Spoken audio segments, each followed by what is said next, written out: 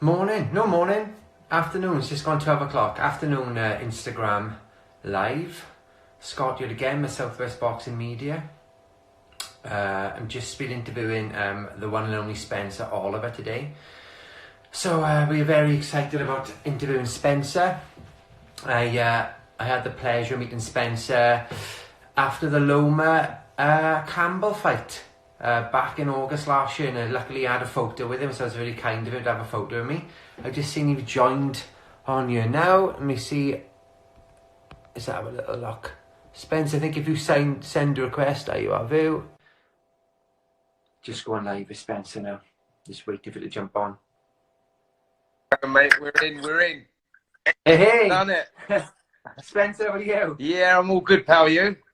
Yeah, good. Can I just say, you're the most prompt interviewer we've had so far. The amount of times we've been talking for ages, waiting for somebody to come on. Right. It's great you jumped on straight away, so thank you very much. No, it's a pleasure, mate. I'll save you the pain, man. Don't worry. Oh, how are you? How have you been keeping? Yeah, do you know what? It's all right. I'm doing all right. Listen, I think in the current situation we're in, look, you know, the whole world's in this situation, so we just got to deal with it. We've got to get on with it. The way you're going to do that is by staying strong, staying mentally strong. You know, take yourself out for a run, just stay mentally and physically strong. That's the only way we're going to get through this. But yeah, I'm doing really well, mate. I'm a positive person, you know, so I understand the situation. You know, we're all in lockdown. We need to get through it as quick as we can. But while I'm here, you know, what else am I going to do? So I've been out running this morning. And yeah, it's good. It's a good way of getting fit, isn't it? It's like, you know, you get a little bit of time to yourself. In the world we live in, you know, it's like it's everything's always on the go. So you're struggling to find time to go for a run or to hit the gym. So yeah, I'm sort of spending a bit of time with the family. So at the moment, I'm enjoying it because I'm doing stuff that I wouldn't normally do. And the garden, by the way, the garden is looking incredible, man. Like, you know, I've got to tell you, I'm not one for gardening. I'm not one for maintenance around the house and all that. But we're getting things done. It's good. Are you giving Alan Titchmarsh a bit of a run for his money? Yeah. Exactly, mate. Yeah, he'll be getting me on his show. Don't worry. Don't giving my missus too many ideas now. I think she's watching, so she's going to be expecting me now to be following your footsteps up in the garden. Exactly. So I think the weather's all right next week, isn't it? We've got good weather again. I think the weather's a bit rubbish today, but next week the weather's looking good again, and that makes things easier for everyone as well. You know, a little bit of sunshine. Gives people a chance to go out for a walk or sit in the garden if they're lucky enough to have a garden.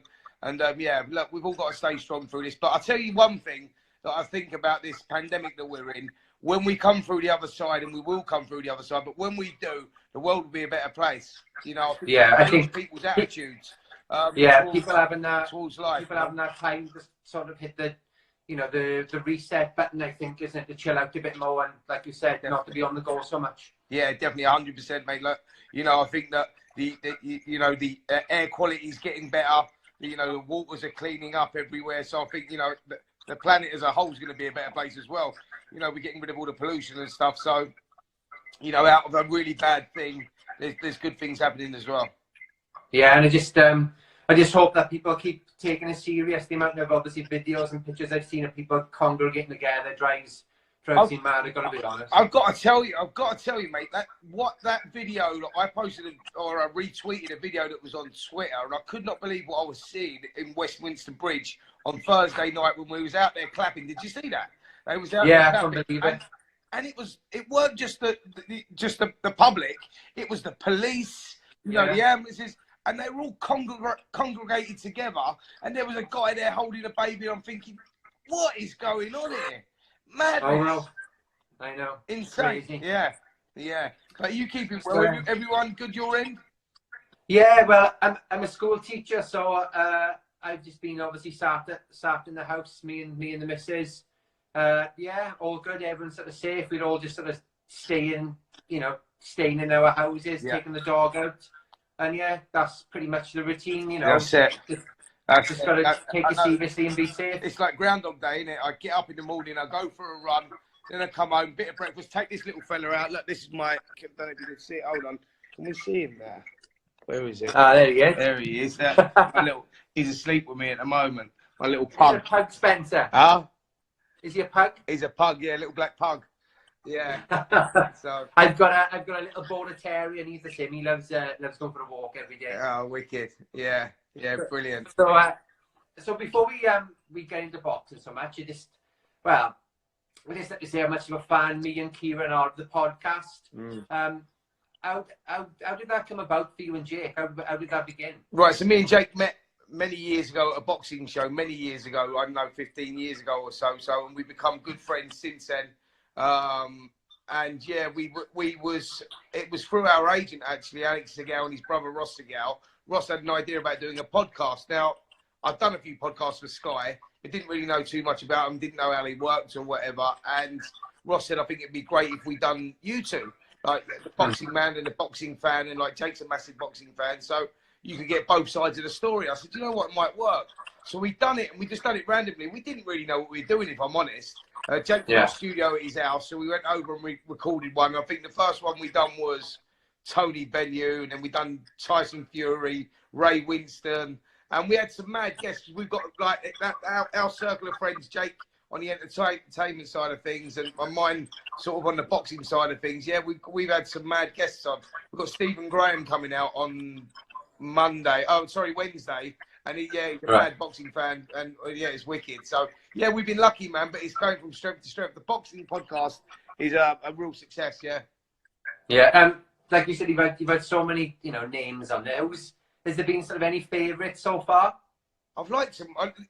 Every individual's got a different story. But has there been like an unusual favourite then? Maybe one you weren't expecting. Well, as good as what it was. I think like people like Piers Morgan, who was a massive boxing fan, which I didn't know at the time. Jake weren't even sure if he was, but he's a massive boxing fan. He knows about his boxing, and he's done time.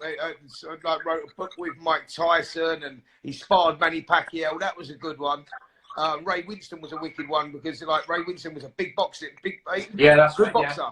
He had like 88 amateur fights, won 180 or something. He was really good, and he was really funny. Tom Davis was really funny. Yeah, I really enjoyed Danny Dyer. I thought Danny Dyer was good. Yeah, Danny Dyer was great as well. Bellew's always good. Johnny Nelson's been brilliant. Everyone really. It's so I'd say Shannon Briggs was good just recently. We done. That's right. Yeah. And obviously Super Joe Calzaghe. Super Joe, mate. Yeah, Super Joe. Like that was the first. So we done Joe a couple of last week. And that's the first interview really he's done for about 2.5 years because Yeah, he doesn't do interviews much, does he? Well, he's been for a rough time, Joe. Yeah, with his dad and everything. His dad, and he's then lost his mum and all that. He's a wicked guy. So yeah, it was good, mate. I tell you, I found out recently apparently that Ricky Gervais is big into boxing and MMA. I think I'd be a great one. You should. Do you want me to give you a story about Ricky Gervais? I'll give you a story about Ricky Gervais. Go on then. All right, so Ricky Gervais boxed Grant Bovey many years ago. Do you remember? That's right. You have Sports Relief or something. That's right. And I was the judge at the show, and it was in the big studios, and I was one of the judges. So it was me. I think it was Charlie Magri at the time, and my old manager Jess Harding. So we were the judges, and I was sitting in front of Jonathan Ross and all Ricky Gervais's fans. And the fight where they just, knocked their life out of each other. And it was all in the last round. And thankfully, I voted for Ricky because I was behind his supporters and they were all screaming at us and he got the fight. But yeah, they've done a great thing for charity, man. It was really good. Yeah. And he's a great guy, Ricky. I caught up with him and I actually might get him on the podcast as he goes. That'd be great. Shout. Yeah, it's a good shout. So if you could have 3 guests, past or present, dead or alive, if you could pick any 3, who would you think, or anyone, who would be sort of the one you would love to have on the show? If you could pick anybody. I would love to have from anybody, yeah. Anything, anybody you can think of. If somebody said to you, Spencer, you can have this person, go for it. I'd love to have Mike Tyson on there because he's a guy that we grew up with. Everyone knew, and when he was in his prime, for them that 18 months or 2 years that he was actually in his prime. He was phenomenal, wasn't he? And he's got an amazing story, Tyson. So I'd like to speak to him a little bit about that. I'd love to get Mike Tyson on. Marvin Ali? Huh? Ali? Muhammad Ali? Oh, man, could you imagine? Jesus, man. Yeah, well, all you'd have to do is give him the opening question, then that's it. He'd run. Yeah, just leave it. Done. Yeah, give him a mic. Off you go, Muhammad. Yeah, exactly. That's it. There you go. So yeah, anyone like that really. Marvin Hagler was obviously my favourite fighter of all time. So I'd love Marvin on there, and I've met Marvin Hagler as well at Michael Watson's 50th, believe it or not. So I thought, fuck, there he is. It's my man. I've got a chance to speak to him. He was sitting on my table. So I went over to him and I said, I said, Marvin, listen, I've got to tell you, mate, greatest fighter of all time, my favourite fighter. You inspired me to become a boxer. And he said to me, and this blew my mind, man, he said to me, Spence, listen, what happened to you was tragic, and I knew the story and all that. And I was like, no way. And he was living in Milan at the time, and he's like, yeah. So it was like, for me, it was like the most surreal thing ever. But Marvin Hagler was my inspiration. He was the one that got me into boxing when he boxed. Did you see 35 years ago the other day? He boxed with. Do you know what? That's one of the questions I was going to ask. Was, you know, it was obviously Hagler, Hearns.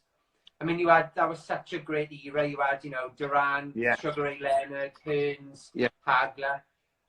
Oh, I mean, you sort of answered the question, but I mean, obviously Hagler was the favourite out of those four for you. Well, he was the favourite out of the four for me. He was the one that sort of inspired me the way that, like, so when he boxed Sugar Ray Leonard was when I really first started getting into boxing. I was already boxing down the gym.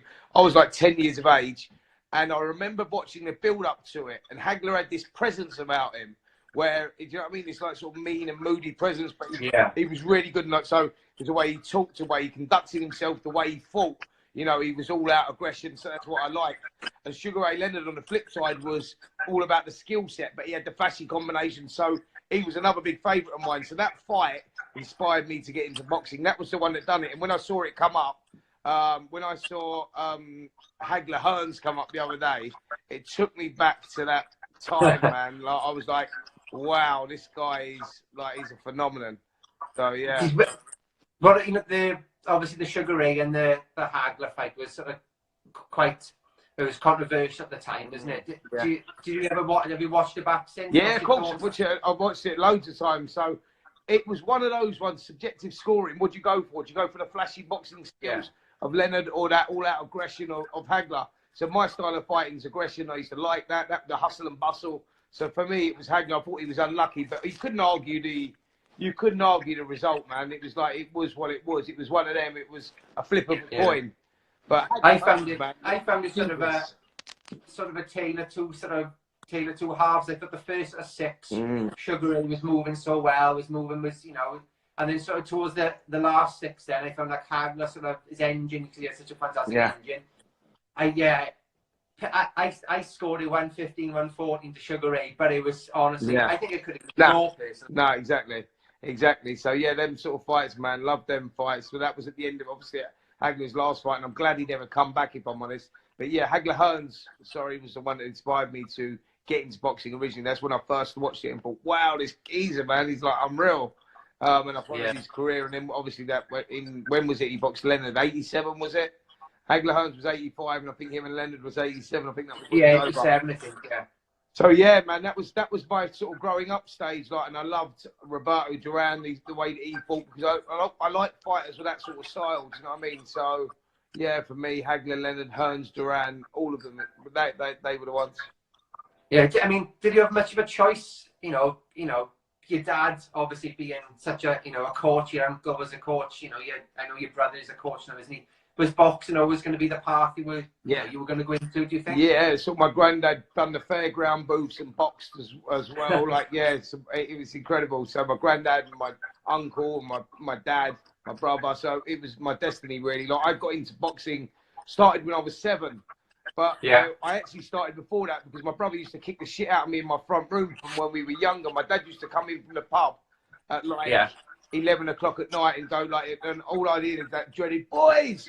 And I think, fuck, I'm in for it again here, man. And then we'd come downstairs and go, put the gloves on. My brother was like 4 years older than me. So, he used to kick the shit out of me. And I think that sort of made me as tough as I was. I got my revenge in the end. So boxing was always going to be, that's what I always wanted to do. Even at school, that's what I dreamed of. I lived, slept boxing, and still my life now. It's still a massive part of my life. Yeah, so your dad, he ran Finchley. Yeah, he did. Yeah, he ran Finchley Gym. Who have had amazing success. Obviously, with Anthony Joshua, our most recent one with Derek Chisora, and Darren Barker started there. myself. You've had, you know, loads of fighters coming through. My dad used to take a team over to Vegas all the time. Yeah, so right. Yeah, with George Groves and James DeGale, they all boxed out there. So yeah, you know, there's a massive history with Finchley Boxing Club. Did Billy Joe go out there as well, or no? Billy Joe, I don't think he did.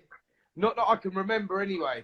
I'm not sure. It was like was it an 11 versus like an 11 sort of thing? Yeah, it was like a London versus Nevada thing, like Finchley versus Nevada, really. But we used to pull a couple of kids in from other clubs. I'm not sure if Billy Joe did, but I know James DeGale and George Groves did, and obviously Darren Barker, and yeah, there was a lot of fighters. Anthony Joshua boxed out there a few times, so yeah, it was good, man. It was good. I went over there a few times with the team. It was good. I'm sure loads of boxing fans would love to have seen some of those. Wow. Well, could you imagine, like, when you think they're all out there fighting, and you think you don't know the history? Sorry, you don't know the future. And they're all out there fighting, and then if you look back now and you see, like, Darren Barker won a world title, George Groves, James DeGale did, Anthony Joshua's now the unified heavyweight champ. I mean, fucking hell, man, that's like, there's some listing. I know. It's a shame. I mean, have you got any photos of that? I mean, you know, it'd be great to see some pictures. Yeah, we've got loads of stuff, mate. Loads of pictures. Yeah, you'll have to stick them on Twitter for us. Ping them over to you. Don't worry. Yeah, awesome. Yeah. Has coaching ever been something you wanted to go into, considering obviously your family, you know, are so heavily into coaching? Or are you happy being the pundit sort of podcast? Yeah, I tried the coaching and all that, but I sort of preferred the working in the media. I preferred the punditry. I preferred the radio. I found it was something that I was good at, and I just enjoyed it. And I think if you're going to be a coach, you've got to be 110% committed. And I never had that time, really. So I've done a little bit with Adrian Dodson back in the day, and I trained with Dean Piffy for a while, who's an old teammate of mine from the England days. And I sort of went away from it. I still train day to day. Like, I do one-on-one stuff in the gym. That gives me my motivation. That gives me my discipline, if you like. That's how I got sort of into training in the first place, because I was doing all the media work, but I had no discipline. I was losing my way a little bit. So I needed to find focus and something to channel my energy into, you know, to find a bit of direction in my life. And training done that for me. So that's why I trained. Like, I got up this morning, and the last thing I wanted to do was go running. Trust me. I got out of bed and I thought, fucking really? I walked outside. It was like, oh, it's raining. I'm not going to go. Come back inside, sat down and thought, don't be a lazy bastard. Get back out there again. But then when you do it, you're pleased to done it. Do you know what I mean? That's my advice for anyone. Just do it, man. And when you do it, like, it's the after thing. I don't enjoy doing it, but it's like a way of life, you know. Yeah. How far are you running, Spence? Only like 4 miles. So where I live is like out in the country a little bit. I live out in Pottercross, so I run down to it's like an overground train line, and we run, and it's all through country and stuff. It's really nice, mate. Go through horse fields and whatnot. So it's quite scenic as well. But there's no people about, which is the thing. So I run down and run back. It's about 4 miles. It takes about half an hour or so, but it's good for you mentally. Like, I'll get up. I've done that, and I think, right, bang, I'm in front of everyone. You know what I mean? I'm winning. Yeah, and that's you up for the day, isn't it? Yeah, of course. And I think that's what people need to do right now. You know, people need to do that. They need to sort of, like, you know, channel their energy somewhere, stay focused, because it's easy right now with what we're going through to, you know, lose your head. It's worrying. Yeah, maybe you could do a sort of Tyson Fury live with. Well, do you know what? I think I'm going to leave that to Tyson Fury, mate. He seems to be smashing that on his own. Oh, how funny is that? It's brilliant. It's brilliant, and I love it when the kids come in. Did you see the one where kid coming? He's like, "Get out of the way, get out of the way!" Off. Yeah, it's a piss off. Yeah, so brilliant. I mean, Tyson Fury's, you know, you got to admire the guy, man. Where he was, and where you know, the dark place he was, and where he's come to, it's just incredible, mate. It's just like, you know, mental health. He's highlighted the issues of mental health, and I think he's just doing a brilliant thing. He's an inspiration to a lot of people, Tyson Fury, and I think he's smashing those training things as well. So yeah, I'm happy just doing my own little thing on my own, just going out there doing it, and we'll leave it to Tyson Fury for the training side. Yeah, definitely. So this week we've seen a lot of talk of sort of potential fights, fantasy fights. I mean, Froch Calzaghe has come up again. Yeah. I mean, how, in your opinion, how would you have seen that played out if both were in their prime? Well, he was talking on my podcast. Did you hear him, Calzaghe? I don't know if you heard that one. So, yeah, it's interesting, you know, because Froch has always been a little bit bitter about the fact that he never got the fight. I know that because I'm with Cole all the time. Cole's a really good mate of mine, as is Joe. But Joe was saying, look, we was in a different place at that time. Like, yeah, it was different sort of. Yeah, Joe was the main man, but he was coming to the end of his career. Cole's on his way up. And we would have loved to have seen that fight. And it's always going to be one of them who would have won. Would it have been Cole? Would it have been the skill set of what's his name, Joe Calzaghe? You know, no one really knows. Everyone will make their own mind up, but no one really knows. But yeah, Joe Calzaghe was in a different place at the time. You know, he was sort of going, the American sort of option, didn't he? Yeah, you know, Tony Hopkins coming to the end. Roy Jones Jr. and Cole Froch was looking to make his name. But yeah, he never got the opportunity. It's a shame because it's a fight I would love to have seen. Froch is one tough bastard, man, and he would have given it everything. But Calzaghe got a hell of a chin as well, hasn't he? He did, mate. But Calzaghe was on another level, and he had a good chin as well. It was one of the ones that we're all going to have a debate about, and we'll all have our own ideas. But you know, it's just it would have been a great fight. So I was listening to the podcast, and obviously you said you trained with Joe back in 2000. Yeah. Did he take on any of those grueling runs that he used to go on? Or? Yeah, he did, mate. I went down there for 3 days with his dad. We was doing a trainers series on Sky. You can still get a lot of them on YouTube. Some of the trainers we've done Howard Rainey, Brendan Ingle. We went like all the top trainers at the time. We went up and down the country, and oh man, I went down there for 3 days, and yeah, he murdered me. Joe's dad murdered me. Enzo murdered me, man. But he was just like, it was all about work rate, running up the stairs, like pad work really fast. Everything was fast, but he was a great trainer. Enzo Calzaghe was a great trainer, man. He knew his shit. But you're not going to give us any of that song that you sort of sang with Joe? You're going to? Well, listen, it's on there. It's called Fighters Forever.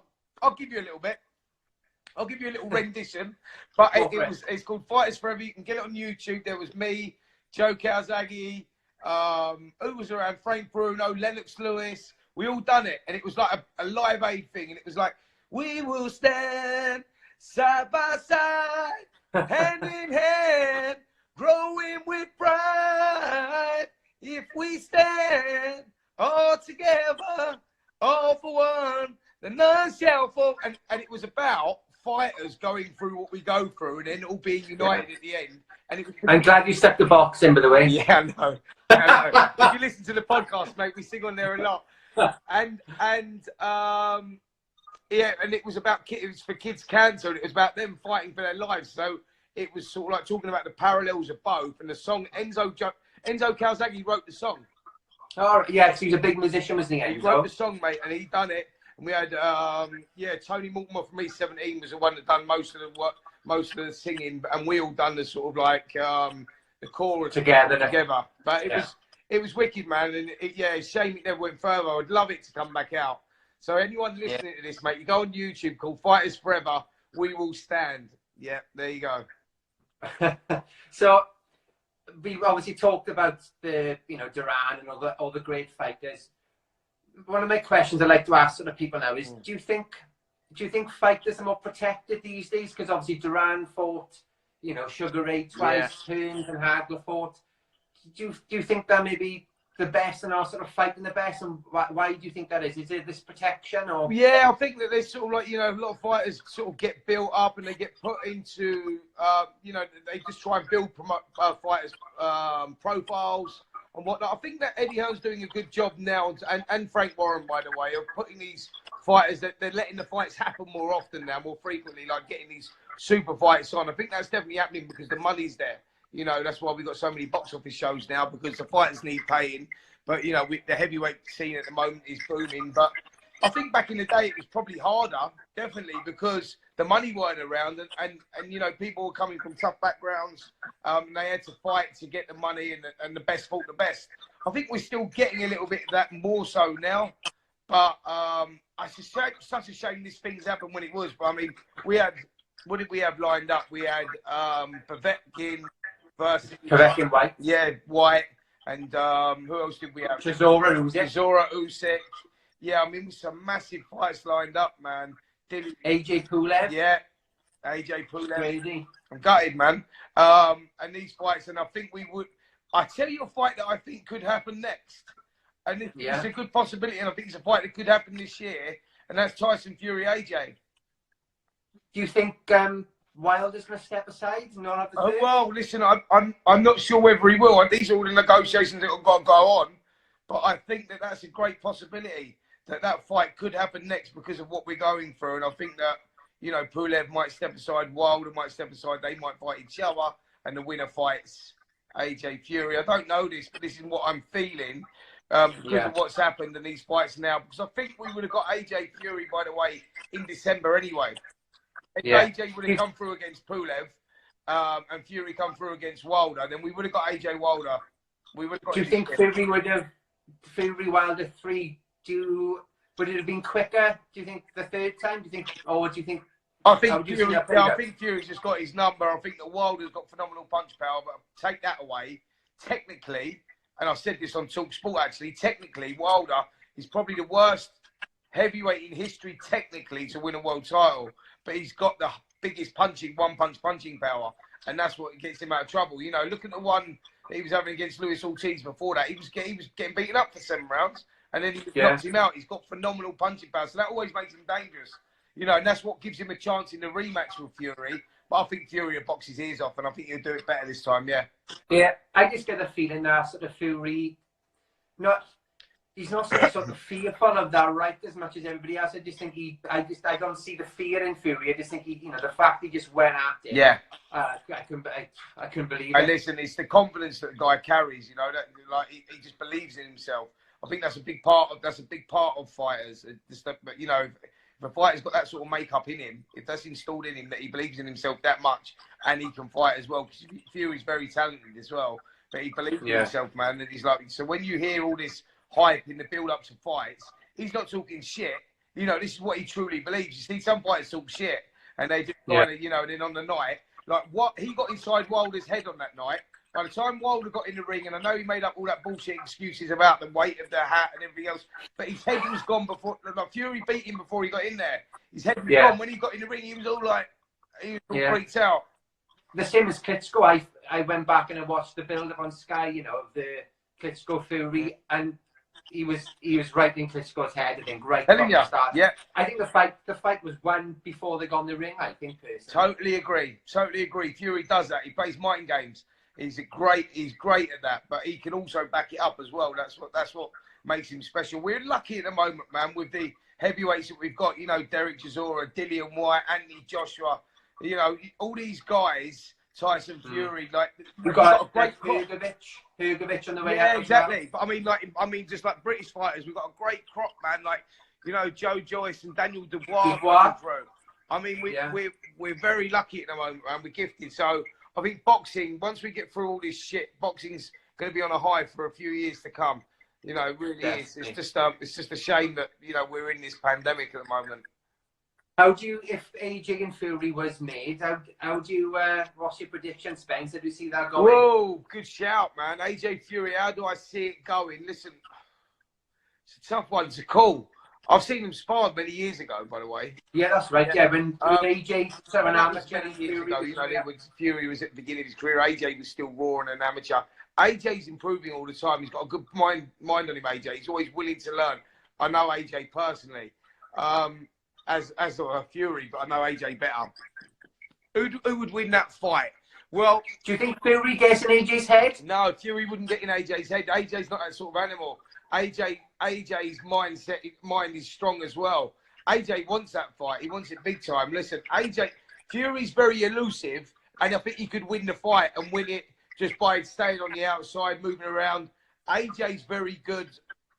AJ's got one punch power as well, but AJ probably shot straight, and Fury's got to be a little bit careful. I don't know who would win that fight, if I'm honest. For me, it's a flip of a coin. If you asked me before AJ boxed Ruiz the second time, I'd say Fury was miles ahead. But AJ showed a disciplined performance. He stuck to a game plan and showed that he can box on the back foot for 12 rounds. So he showed a little bit more to his armory. So, yeah, it's a difficult one to call. I wouldn't call that right now. I think that, yeah, it's a hard one to call. it's sort of quite a weird one, Ruiz AJ too, because a lot of people said, oh, you know, AJ's just running, and a lot of Fury fans are saying, oh, AJ's just running in that fight. I'm thinking, well, Fury's fantastic at doing that as well. He did a. Do you think AJ got quite a, you know, a bit of unfair criticism? Well, I think it's because everyone expects AJ to go out there and blast his opponents out. That's what makes him exciting, you know. But what he showed there was another side to what he can do. He showed that he can stick to a game plan for 12 rounds and stay disciplined. Andy Ruiz Jr., although he's a little fat dude, that guy can fight. He's got quick hands and he can whack. And so if AJ would have stood with him and traded with him, he would have got knocked out again. That's what he done in the first fight.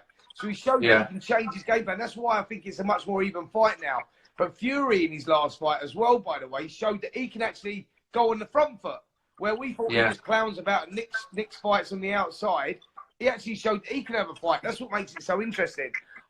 I think people forget as well that Fury has knocked 20-odd people out. They often say, you know, he's got pillow fists. He's knocked quite a few people out in his time as well, isn't he? Yeah, he has. He's a big puncher, man. Don't worry about that. Fury can whack. He's a big guy. He's like nearly 19 stone, you know, 6'10" or 6'11" or whatever he is. He's a big dude, man, and he can have a fight. He can punch. Do you think if Fury beats AJ, rides off into the sunset, and that's done then, do you think, for Fury? It's funny, I had him on the podcast, when we had him on a couple of months ago, and he said that he's got 2 fights left. He said to me, he said, I'm going into something else, WWE or something he said he was going into. I don't believe that. I think that there's still fights out there for him. I think if Fury AJ box, I think there would be a return, because I think it would be a great fight. I don't think. Yeah, I mean, there's bound to be a rematch. Yeah, definitely. You know, I don't know who wins it. I think Fury's cleverer, definitely, and that gives him the head start. But AJ can whack, man, and AJ's smart as well. AJ will go. They'll both be switched on. So yeah, Fury would start a slight favourite, I think, in that fight, only because of AJ's vulnerability. He's been hurt a couple of times. He got knocked out against Andy Ruiz Jr. So that would give Fury a head start, but I wouldn't write any of them off. I wouldn't bet on it anyway. No. Speaking of heavyweights, can you see Usyk? Is Usyk going to do it in the heavyweight division, do you think, Spence? I think he will. I think he's the dark horse. I really do. I mean, forget that one debut he had. I forget the guy's name. Witherspoon. Was it Witherspoon? Witherspoon, that's it, yeah. So when he boxed Witherspoon, he was trying different things out. He was just adjusting into the heavyweight scene. And so we saw glimpses of brilliance, and then he looks a little bit flat sometimes. I think Usyk could be the real danger out of all of them. I think that him and Derek Chisora would have been a great fight, and that would have given us a great benchmark to tell us exactly where Usyk's going to fit into the heavyweight scene. But yeah, I think he's the one, mate. He's the one that could be the danger for all of them, because he's elusive. I've never seen a guy that big, that light on his feet, and throw that many punches. When he boxed Bellew, we spent a week with Usyk up in Liverpool, and the guy's unbelievable, man. To watch him train up close and to see what he can do for 12 rounds. Yeah, it's frightening. I said people don't realise the amount of energy you exert fighting Usyk, because he's always putting that pressure on you, he's marking you down. That's what Bellew said. Bellew said, like, you know, Bellew was doing great, like for 8 rounds or so.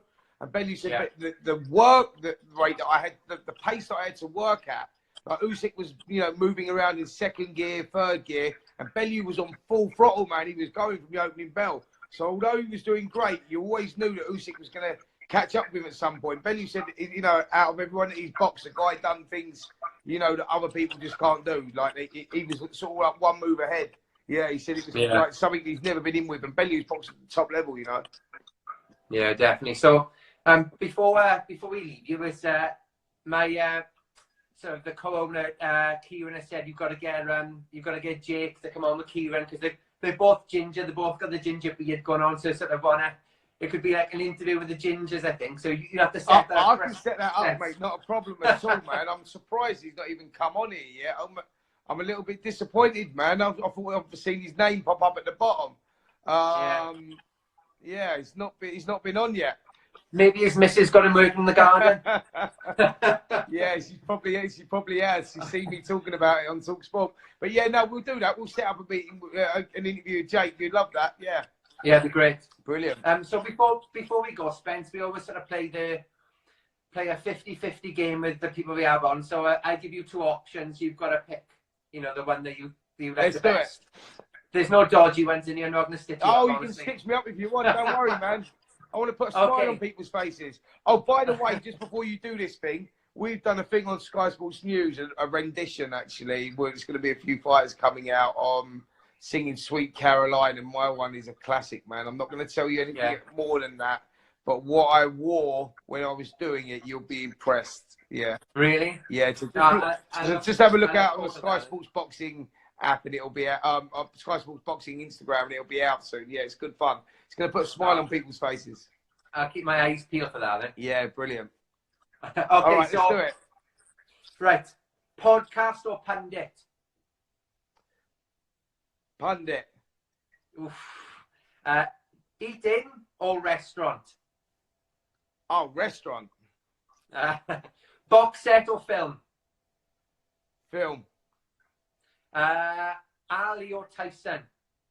Ali. All day. Yeah. Loma or Lopez? Loma. Brook or Khan? Whoa! That's one. Oh, you know. Brooke. And the last one, Jake Wood or Johnny Nelson? Jake Wood or Johnny Nelson. Well, I'm going to go. Who's going to go asking? What, in a fight? No, just who's your favourite? Oh, wow, that's out of order. That's out of order. Whoa, I can't answer that one. They're like my two good pals, man. They're my... We got 50-50 that one. Yeah, let's split that one, yeah. They're my boys. I can't do that. If I lose one of them through these hard times, mate, I might struggle to get through this. Awesome. Well, Spence, on behalf of Southwest Boxing Media, thanks so much for giving us your time today. Anytime. It's been a pleasure. Anytime. Yeah, it's been fun. You keep safe and we'll speak soon. Yeah, you too. And thanks everyone for listening. All right, cool. Cheers, mate. Soon, bro.